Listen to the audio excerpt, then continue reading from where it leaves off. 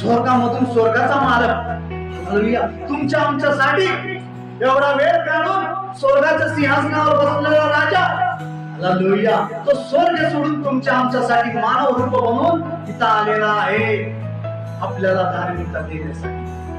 आपल्याला धार्मिकता कुठली ती पहिलं पापी म्हणून. उत्पत्तीच्या पुस्तकामधून जर बघितलं तर आपण पहिल्या मानवाला प्राप्त झालेली धार्मिकता काय आहे? पापी म्हणून, दुष्ट म्हणून.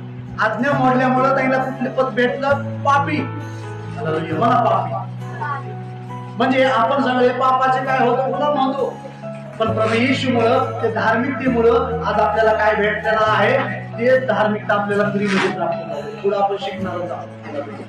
काय म्हणत आहे देवाचे की आज येशूला या जगामध्ये पाठवलं. देवाचा उद्देश तेच होता की येशूला या भूतलावर का पाठवलं, कशासाठी पाठवलं? की तुम्हा आमच्यामध्ये हालेलुया जे राखेचं जीवन आहे, मला राखेचं जीवन आहे, राखेसारखं आपलं जीवन जळून गेलेलं आहे, त्या झाडाला, त्या रोपाला धार्मिकतेचा द्वारे पुन्हा एकदा हर्ष भरीत या टवटवीत करण्यासाठी प्रभू येशू या जगामध्ये आलेला आहे.